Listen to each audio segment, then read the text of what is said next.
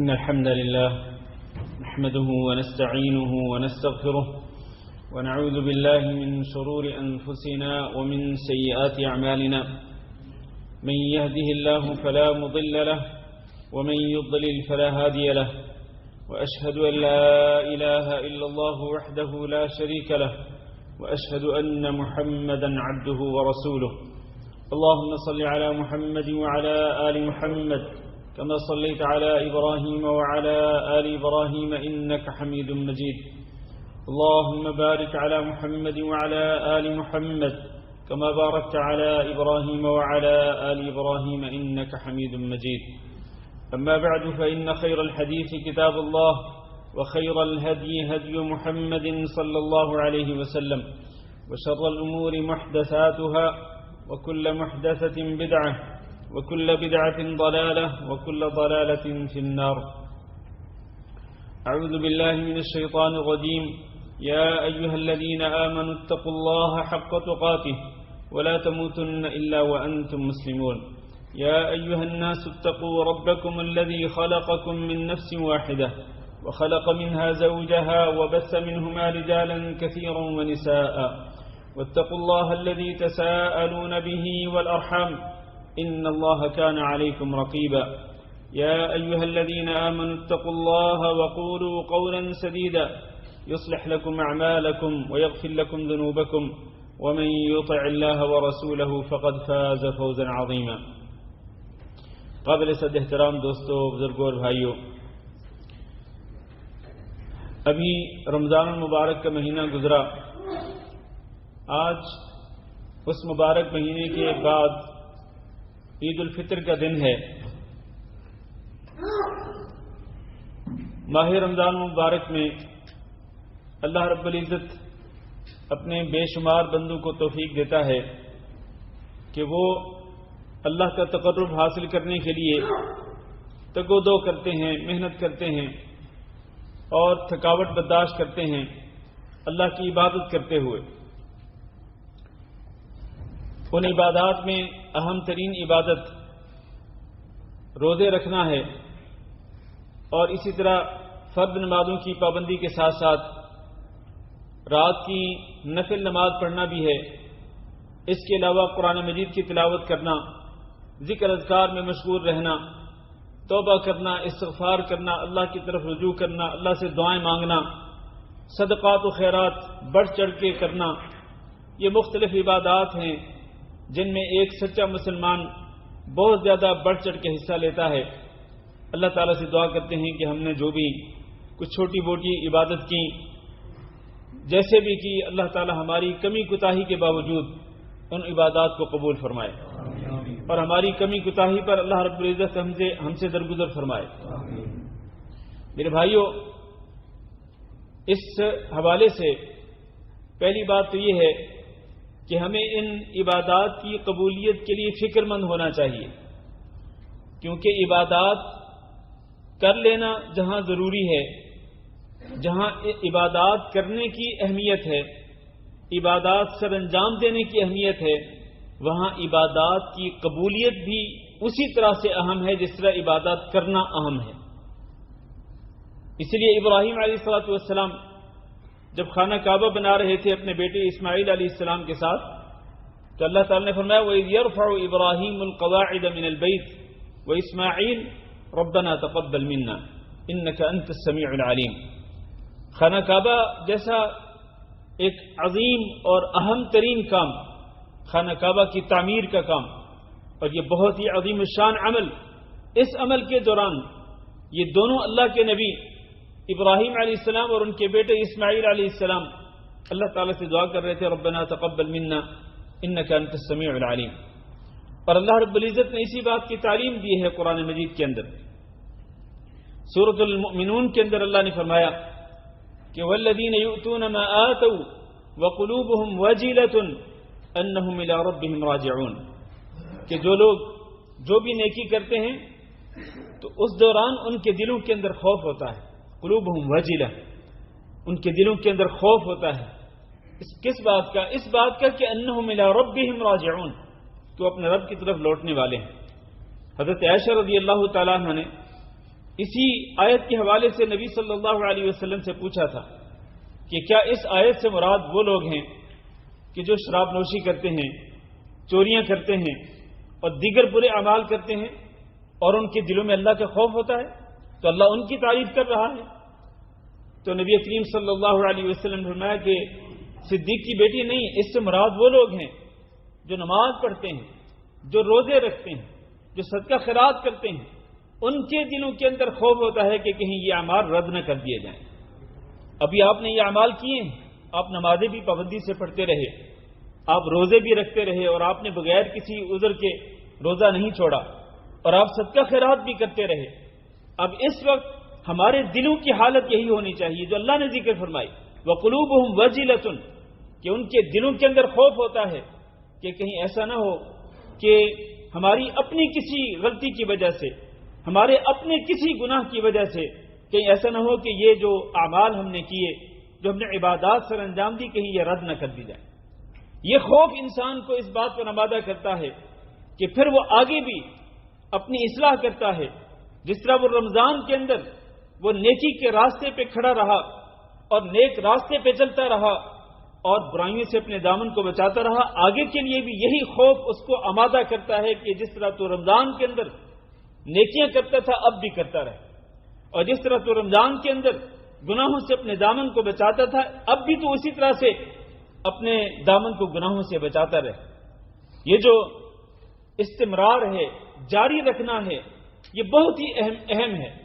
اللہ تعالیٰ نے نبی کریم صلی اللہ علیہ وسلم کو حکم دیا کہ وَلَقَدْ نَعْلَمُ أَنَّكَ يَضِيقُ صَدْرُكَ بِمَا يَقُولُونَ، ہم جانتے ہیں کہ یہ لوگ جو باتیں کر رہے ہیں آپ کے بارے میں، یعنی کفار مکہ جو کچھ کہہ رہے ہیں، ان کی باتوں سے آپ کے دل کے اندر گھٹن ہوتی ہے، آپ کو بہت تکلیف پہنچتی ہے اس سے، تو آپ پھر کیا کریں اس دل کی گھٹن کو ختم کرنے کے لیے؟ آج ہمارے بھی یہ ایک مرض عام ہے کہ ہم ٹینشن کے مریض ہو جاتے ہیں اور اپنے گھریلو مسائل کی وجہ سے، اپنے کاروباری روزگار کے مسائل کی وجہ سے ہم لوگ ٹینشن کا شکار ہو جاتے ہیں، دلوں کے اندر گھٹن پیدا ہونا شروع ہو جاتی ہے اور ہمارے اندر گھبراہٹ آ جاتی ہے، سمجھ نہیں آتی کہ کیا قدم اٹھائیں، کیا کریں اور کیا نہ کریں۔ اللہ نے یہاں ان آیات کے اندر حل بتا دیا کہ اگر اس قسم کے حالات ہوں تو پھر آپ کیا کریں؟ فَسَبِّحْ بِحَمْدِ رَبِّكَ وَكُن مِّنَ السَّاجِدِينَ، آپ اپنے رب کی تسبیح بیان کرتے رہیں، اپنے رب کی حمد بیان کرتے رہیں، وَكُن مِّنَ السَّاجِدِينَ، اور سجدہ کرنے والوں میں اپنے آپ کو شامل رکھیں، وَاعْبُدْ رَبَّكَ، اور اپنے رب کی عبادت کرتے رہیں، حَتَّى يَأْتِيَكَ الْيَقِينُ، یہاں تک کہ آپ پر موت آ جائے۔ گویا کہ اللہ رب العزت کی تسبیحات کو جاری رکھنا، اللہ کی حمد کو بیان کرتے رہنا اور سجدہ کرنے والوں میں اپنے آپ کو شامل کرنا، اور اس کا معنی یہ ہے کہ آپ نماز پڑھتے رہیں اور نماز ان کے ساتھ پڑھیں جو نمازیں پڑھتے ہیں، جیسے اللہ نے فرمایا وَارْكَعُوا مَعَ الرَّاكِعِينَ، رکوع کرو رکوع کرنے والوں کے ساتھ، تو باجماعت نمازیں پابندی کے ساتھ پڑھتے رہیں اور اپنے رب کی عبادت کرتے رہیں۔ جو عبادات آپ رمضان کے مہینے، کل عید کا چاند نظر آنے تک آپ کر رہے تھے، ان کو کنٹینیو رکھیں، اس طرح آپ کے مسائل حل ہوں گے، آپ کے دل کی گھٹن ختم ہوگی، ٹینشنیں پریشانیاں ختم ہوں گی۔ اور پھر نبی کریم صلی اللہ علیہ وسلم کی حدیث مبارک ابن عباس رضی اللہ تعالیٰ عنہ بیان کرتے ہیں کہ نبی صلی اللہ علیہ وسلم ایک آدمی کو نصیحت کر رہے تھے، تو اس کو نصیحت کرتے ہوئے نبی صلی اللہ علیہ وسلم نے کیا فرمایا؟ فرمایا اغتنم خمسا قبل خمس، کہ 5 چیزوں سے پہلے 5 چیزوں کو غنیمت سمجھو، یعنی اس سے پہلے کہ وہ 5 چیزیں آئیں، اس سے پہلے آپ 5 چیزوں کو غنیمت سمجھیں۔ وہ حالتیں اصل میں انسان کی مختلف حالتیں ہیں، ان حالتوں کو غنیمت سمجھیں اور ان سے فائدہ اٹھائیں۔ وہ 5 حالتیں کون سی ہیں؟ نبی صلی اللہ علیہ وسلم نے فرمایا شبابک قبل حرمک، بڑھاپے کے آنے سے پہلے اپنی جوانی کو غنیمت سمجھو۔ جوانی کے اندر انسان مضبوط ہوتا ہے، طاقتور ہوتا ہے اور کئی کام کر لیتا ہے، حتیٰ کہ تھکاوٹ برداشت کر لیتا ہے، مشقت والے کام بھی کر لیتا ہے۔ اللہ تعالی ہمت دیتا ہے جوان کو، جوان اپنی جوانی کو اللہ رب العزت کی اطاعت میں صرف کر سکتا ہے۔ تو اس سے پہلے کہ آپ کے اوپر بڑھاپا طاری ہو جائے اور پھر بڑھاپا طاری ہونے کے بعد انسان کی قوتیں توانائیاں کمزور پڑ جاتی ہیں. بہت سارے کام جو جوانی کے دور میں کر سکتے ہیں وہ بڑھاپے کے اندر نہیں کر سکتے ہیں. تو اس سے پہلے کہ وہ بڑھاپے کی حالت آ جائے، اس سے پہلے آپ جوانی کی حالت کو غنیمت سمجھیں، اور جوانی کی حالت کے اندر آپ اللہ رب العزت کی عبادت زیادہ سے زیادہ کر لیں، محنت مشقت کر لیں. جیسے کہ نبی صلی اللہ علیہ وسلم، آپ دیکھیں نا، نبی صلی اللہ علیہ وسلم کتنی مشقت اٹھاتے تھے، اور آپ صلی اللہ علیہ وسلم آخری دم تک بڑھاپا طاری ہونے کے بعد بھی نبی صلی اللہ علیہ وسلم کتنی مشقت اٹھاتے تھے کہ آپ صلی اللہ علیہ وسلم کے رات کے قیام کے اندر، تہجد کی نماز کے اندر آپ کے پیر سوج جاتے تھے. کیا یہ مشقت نہیں تھی؟ کیا یہ تھکاوٹ نہیں تھی؟ نبی صلی اللہ علیہ وسلم آخر بشر تھے، انسان تھے، لیکن نبی صلی اللہ علیہ وسلم محنت کرتے تھے، مشقت اٹھاتے تھے اللہ رب العزت کو راضی کرنے کی خاطر. اور یہ نبی صلی اللہ علیہ وسلم نے مجھے اور آپ کو سبق دیا، ورنہ آپ صلی اللہ علیہ وسلم کو کیا ضرورت تھی؟ آپ صلی اللہ علیہ وسلم تو گناہوں سے پاک تھے، آپ تو معصوم تھے. لیکن یہ اصل میں میرے لیے اور آپ کے لیے درس ہے کہ ہم گناہوں کے اندر ڈوبے ہوئے ہیں، تو ہمیں اللہ رب العزت کو راضی کرنے کے لیے کوشش کرنی چاہیے اور اپنی ان کوششوں کو جاری رکھنا چاہیے، خصوصاً جوانی کے ایام کو غنیمت سمجھنا چاہیے. دوسری بات، وصحتک قبل سقمک، بیماری کے آنے سے پہلے اپنی صحت اور تندرستی کو غنیمت سمجھو. اس لیے کہ جب بیماری آتی ہے انسان کئی کام نہیں کر سکتا ہے. بیماری کی وجہ سے جو صحت مندی تندرستی کی حالت میں جو کام بندہ کر سکتا ہے وہ بیمار پڑنے کے بعد نہیں کر سکتا. اللہ نہ کرے کئی بیمار بستر پہ پڑ جاتے ہیں، صاحب فراش ہو جاتے ہیں. کئی لوگ ہسپتالوں میں بیٹھے ہوتے ہیں، یہاں پڑے ہوتے ہیں.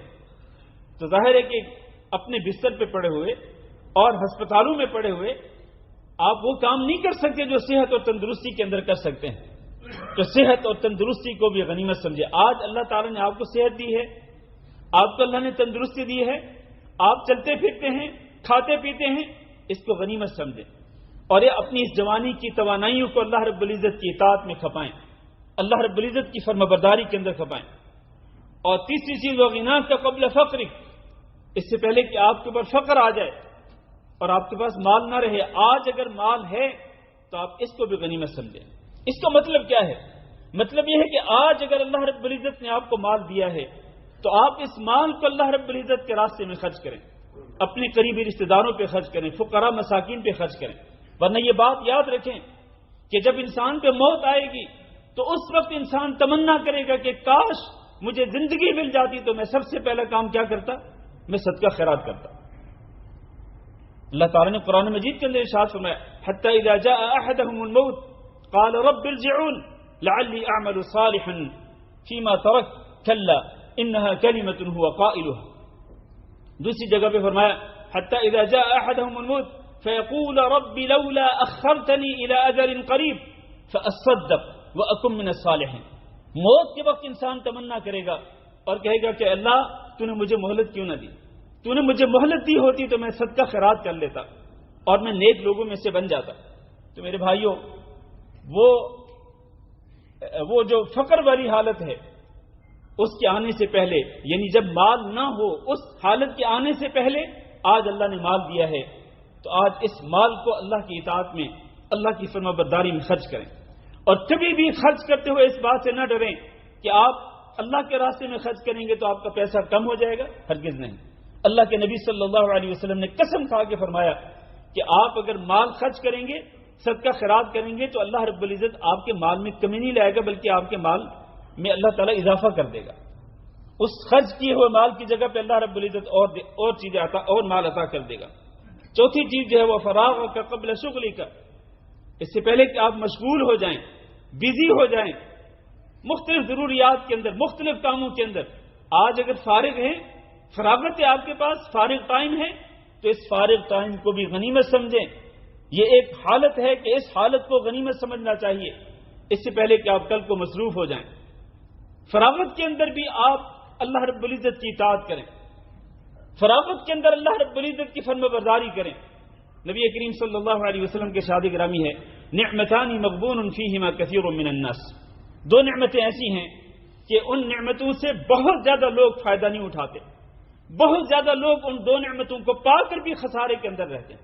وہ دو نعمتیں کیا ہیں؟ الصحت والفراغ.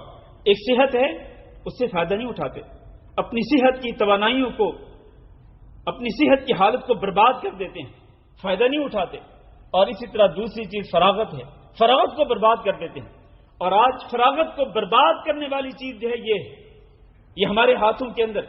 اس کے ذریعے سوشل میڈیا پہ بیٹھے ہوئے ہم گھنٹوں ضائع کر دیتے ہیں، گھنٹوں برباد کر دیتے ہیں. ایک دور تھا جب یہ موبائل شروع میں آیا تھا تو لوگ ضرورت کے پیش نظر اپنے گھر والوں سے بات کرتے تھے، چند منٹوں کے اندر ختم کر دیتے تھے.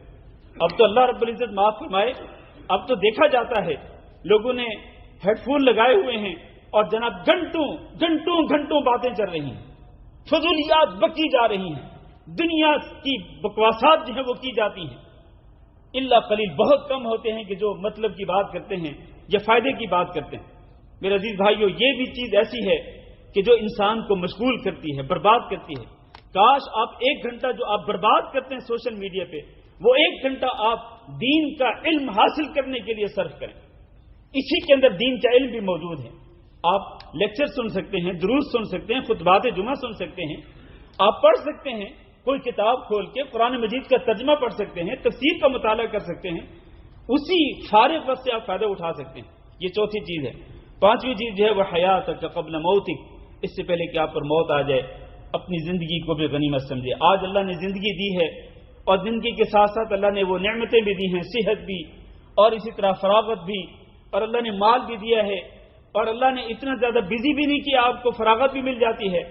تو اپنی زندگی کو غنیمت سمجھیں، اور زندگی کو غنیمت سمجھتے ہوئے آپ آخرت کے لیے، یعنی مرنے کے بعد جو مرحلہ ہے، قبر ہے، قیامت کے دن ہے، اس کے لیے ذخیرہ کر لیں. ورنہ پھر جب موت آ جائے گی تو پھر ایک لمحے کے لیے بھی مہلت نہیں ملے گی. اذا جاء اجلهم فلا يستأخرون ساعة ولا يستقدمون. ایک گھڑی کی بھی مہلت نہیں ملے گی. اللہ تعالیٰ سے دعا کرتے ہیں کہ اللہ ہمیں ان 5 حالتوں کو جو میں نے ذکر کی ہیں، اللہ ان 5 حالتوں کو ہمیں غنیمت سمجھنے کی توفیق دے، غنیمت جاننے کی توفیق دے، اور ان 5 حالتوں سے اللہ ہمیں فائدہ اٹھانے کی توفیق دے. استغفر اللہ لی ولکم ولسائر المسلمین فاستغفروه انه هو الغفور الرحیم.